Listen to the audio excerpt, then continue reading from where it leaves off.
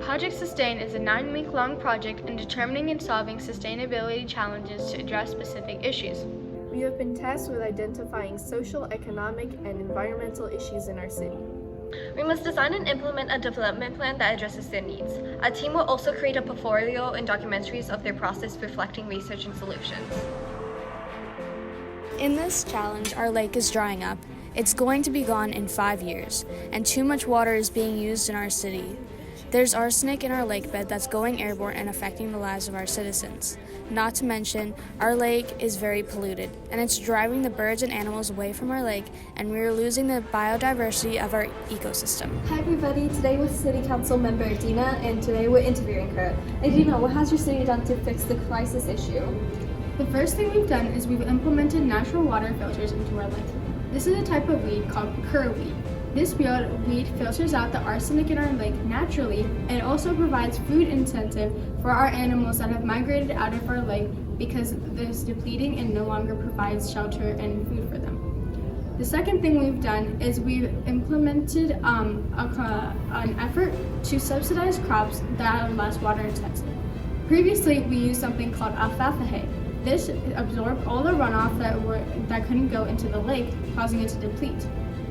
The third thing that we've done is we've initiated a water conservation campaign. We also set up billboards and signs. And finally, we've used things like rain sensors in our citizens and residential area so they can save up to 2,500 gallons annually.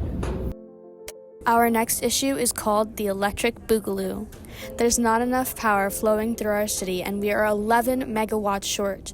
Because of downed power lines due to flooding, the low-income areas no longer have access to electricity. But what can we do to fix this? Well, for starters, we need a way to generate 11 megawatts of power.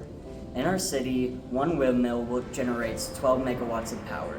To prevent flooding, we have added storm drains to the low-income areas.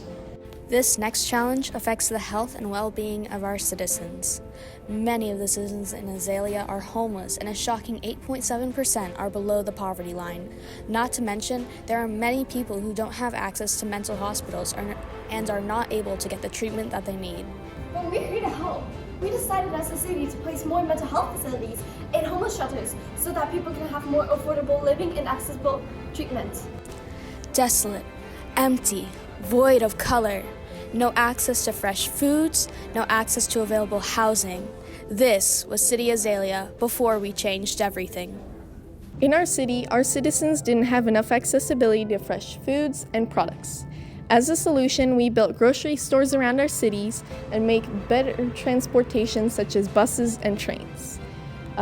We also implemented train stations in our model to make it more easy and accessible to our citizens.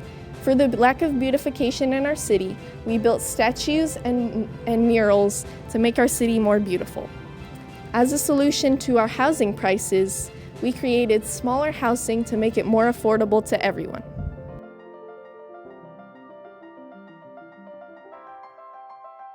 Breaking news! An earthquake and an avalanche has just hit City Azalea. What are we doing about this? I'm glad you asked. Over here, as you can see, we have set up nets in case of another avalanche to catch the snow. We have also set up warning signs to warn citizens away from these avalanche areas. In addition to this, we have also set up TNT in order to blow the snow away from the areas near the homes. Now on to the earthquake issue. We have placed rubber underneath our buildings so that way when an earthquake comes, the buildings will move with the tremors.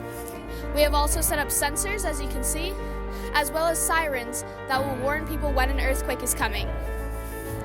Now, what to do about those who have lost their homes or are hurt during an earthquake or avalanche? Glad you asked. Over here, we have set up many medical facilities throughout the city so that way those who have lost their homes and have been displaced or those who are hurt can have quick treatment. And that is all for City Azalea's updates. Signing off.